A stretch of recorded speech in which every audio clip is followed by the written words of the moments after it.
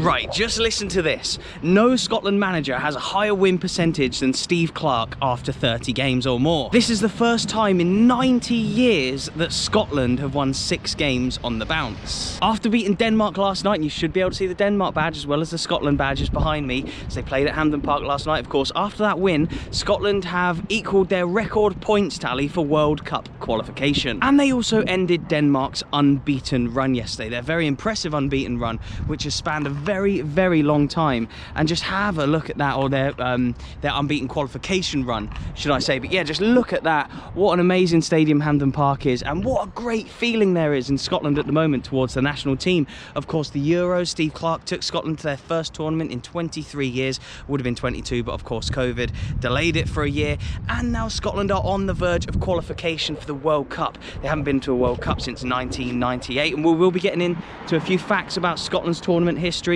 as well as who they are likely to face in the playoffs in this video. I'm also going to be asking a few fans some questions, see what it would mean to them for Scotland to qualify for the World Cup. There is such a good feel factor around Scotland just now. I'm English, but I live in Scotland. I really want Scotland to do well. For me, England qualifying is a bit of a given. I think we've qualified for every tournament in my life. I was born in 1994, so I don't remember the 94 World Cup. We didn't qualify for that, and we didn't qualify for the 2008 Euros, but I think everyone else we've qualified for. So for me, it's a bit of a given. The disappointment comes usually in the actual tournaments themselves, but for Scotland, they very rarely qualify for anything, especially in my lifetime, but they did back in the 70s and 80s and stuff. But can Scotland get to the World Cup? Let's go and find out.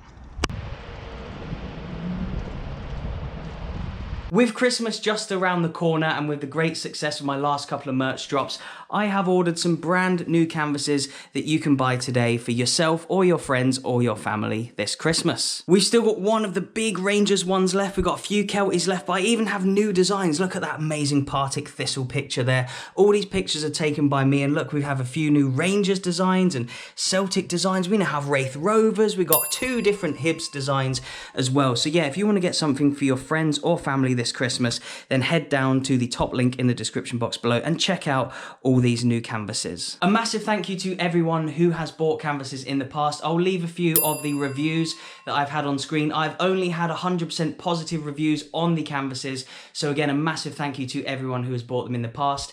Everyone who gets one will have them sent out pretty much the day they are bought, maybe the next day, but you will get them within the next few days of me posting them out, which will be really soon after you've bought them. Every single one will come with a handwritten note as well, so I will address it to the person who buys the canvas if you don't leave any notes in the buyer's notes, whereas if you want it addressed to someone else, just leave a buyer's note on there and I will know to address the letter to somebody else who you may be buying it for Christmas. Thank you very much, and back to the video. And I don't know why, but it's always so windy when I come to Hampden Park. Is it on a hill somewhere in Glasgow? I'm not too sure, but yeah, I'm just going to avoid the wind a little bit in here and tell you a little bit about Scotland's last World Cup that they qualified for. The Euros in the summer just gone were the first time Scotland had qualified for a major tournament, as I mentioned, and that was since the 1998 World Cup, which was held in France. In that World Cup, they finished bottom of their group, which included the nations of Brazil, which is a tough game, Norway and Morocco. In the first game of the group stage for Scotland, John Collins famously scored a penalty against Brazil to level the scores after they went 1-0 down, and then an own goal meant that Scotland eventually lost the game 2-1. In the second game, former Rangers player Tor-André Flo scored against Scotland to put Norway 1-0 up, before Burley scored a equaliser for Scotland, securing a draw. And that goal by Craig Burley is Scotland's last World Cup goal to this date, as Scotland would actually go on to lose their last game against Morocco 3-0. Terrible result. That 3-0 loss to Morocco, like I say, is their last World Cup game to this date. They haven't played a World Cup finals match since that day in Saint Etienne in 1998. That was 23 years ago now, and it will be 24 by the time Qatar rolls around next year. Scotland are going to want to right their wrongs from all their tournaments as well. They are yet to get out of a group stage at any single tournament, and if you look at some of the legends that are up here, there's Kenny Dalglish, there's Graham Souness, there's so many legends on the side of this wall who have played in tournaments for Scotland in the 70s and in the 80s, and I find it amazing how Scotland haven't got out of the group stage of one tournament they've qualified for. I think they've been in about 10 tournaments, if my memory serves me correctly. They've been in quite a few tournaments, especially in the 70s and 80s. They, like I say, have never got out of the group stage. If you look at some of their squads, it's amazing to me that they've never even won anything. Genuinely, Scotland should probably have won a competition, looking at their squads, honestly. Obviously, Greece have won the Euros. Others, like, I think the USSR won the first Euros. Denmark have won the Euros. The fact that Scotland, with some of the talent that they've had down the decades, haven't won anything, to me, is mad. Like, literally teams of, you know, European Cup winners at their clubs, the likes of Jinky Johnston and Kenny Dalglish, and yeah, they're managed by Jock Stein, of course, and all these legends of the game, Alan Hansen, Graham Souness, players who have won the biggest stuff at club level, just couldn't transfer it into the international stage for some reason. But yeah, I'm going to tell you about who Scotland can play in just a second in the playoff rounds, which will be held here at Hampden. The semi-final will be here. I have to get tickets for that game, genuinely have to. And then we're going to go and chat to some fans and see what it would mean for Scotland to qualify for the World Cup. All this information can be found on the BBC Sport website, but Scotland had Hampden rocking on Monday evening. But next week, the country will stop and hold its breath as the World Cup playoff draw takes place. The thrilling 2-0 victory over Denmark secured a home semi-final, and as a seeded team, they will also avoid names like Portugal and Italy. How huge could that be? Steve Clarke's men will learn their fate at 4 o'clock Greenwich Mean Time on Friday the 26th of November. But amid the euphoria, there still lies 180 minutes and possibly more shootout drama between Scotland and the greatest show on earth in Qatar. Who can Scotland face? Who will Steve Clarke be hoping for in the draw? Who will be giving him nightmares? Here's what we know so far. So the big guns, yeah, they have been avoided. The likes of Portugal and Italy have been avoided for now. They won't be coming to Hampden for the semi-final, neither will Russia, who are also guaranteed to be seeds. However, that does not mean Scotland will not have to take any of them on the road to Qatar, and it will be down to a draw whether they will face, whether they'll be home or away in the final, should Scotland make it that far. So semi is guaranteed here, then it'll be a draw to see if Scotland will play here again in the final, and then they could face those big boys there. There are some big names that could still enter, but who could Scotland face in the semi-final? So yeah, I think it was important for Scotland to, of course, just get home semi-final and be seeded and play one of the smaller nations. I know that Italy and Portugal, the two most recent Euros winners, they will be avoiding for now. But yes, who can Scotland play? Let's find out. North Macedonia, definitely unseeded. Finland look like they will definitely be as well.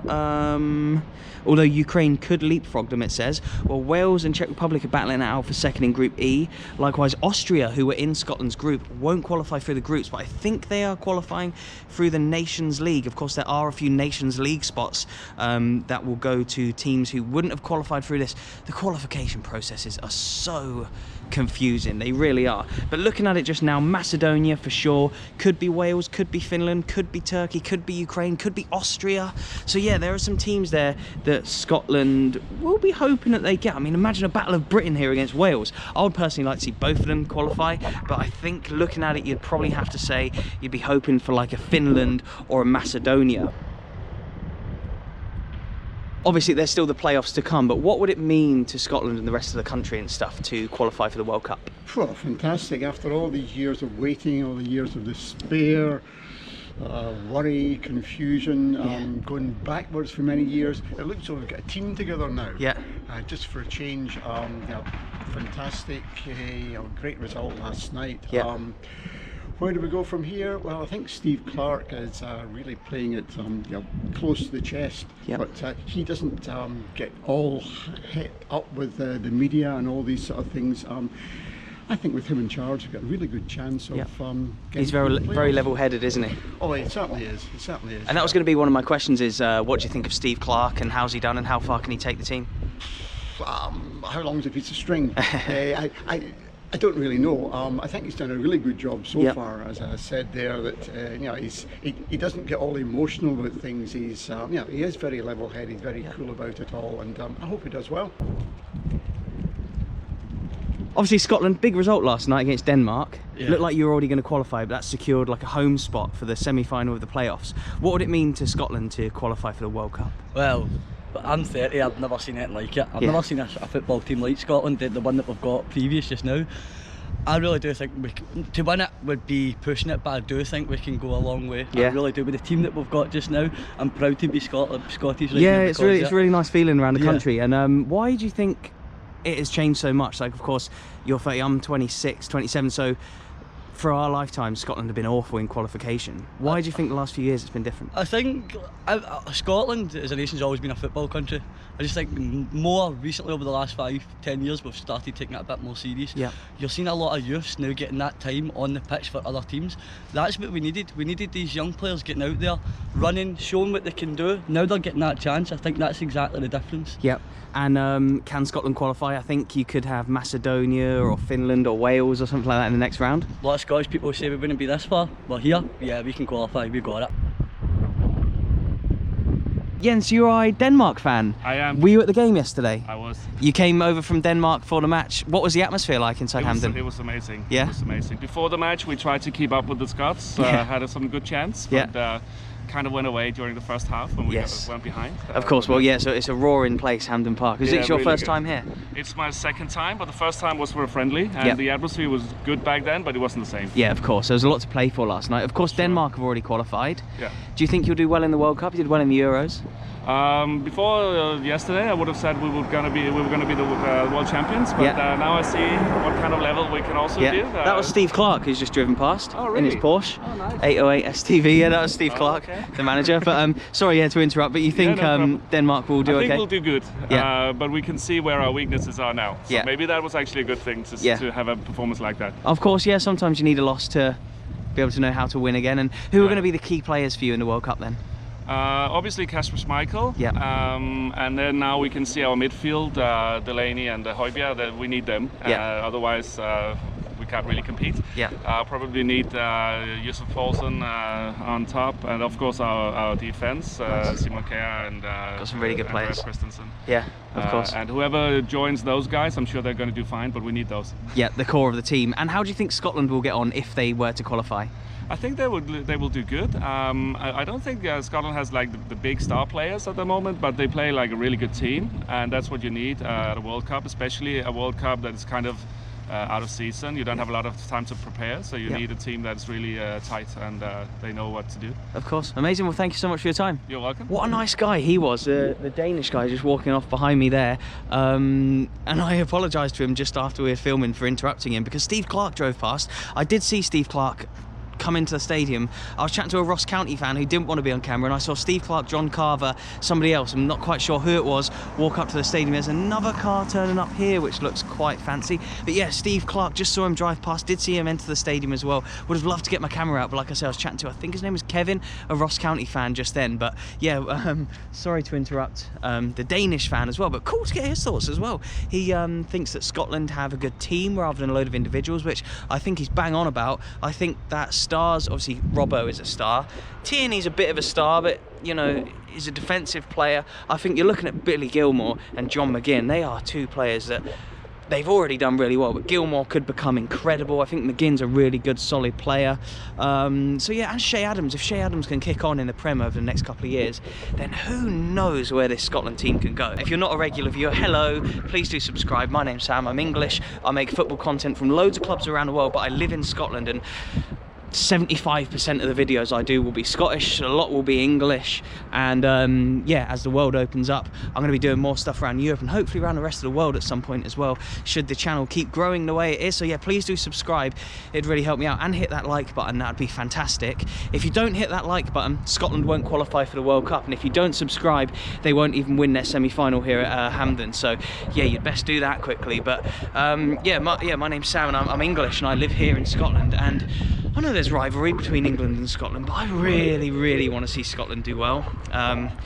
Fills me with immense pride. I think the fans up here are just so good. I had a comment recently, and I think I answered it in this way. So someone asked me, what's better, English or Scottish football? And to me, the pyramid system that we have in England, the teams and the jeopardy in the leagues and stuff like that, and the promotion and relegation, we have the best league system in the world in my eyes. I think it's fantastic down in England.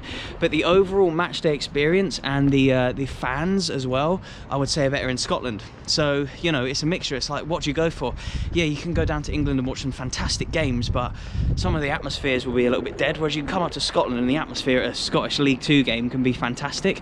It does depend on the team, of course. There are some amazing atmospheres in England, don't get me wrong, but overall, on the whole, I would say Scotland has the better sort of match day experience, whereas England's like league structure is better. I genuinely do want Scotland just to do as best as they can in all areas going forward. And yeah, drop a comment down below on who you want Scotland to play in the semi-final.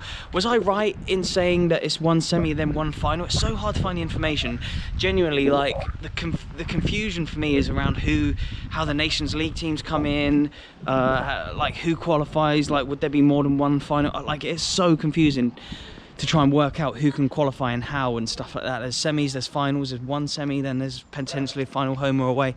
It is tough to know what's going on. The Nations League teams come into it, who could finish second as runners-up, all that kind of stuff. It's so hard to know. But yeah, if you drop in the comment section below who you want Scotland to play and how you can see them qualifying for the World Cup, and then how they might do in the World Cup should they get there. Thank you so much for watching. I'll leave some videos on screen. If you could click on one to carry on watching, that would be amazing. Thank you so much, and goodbye.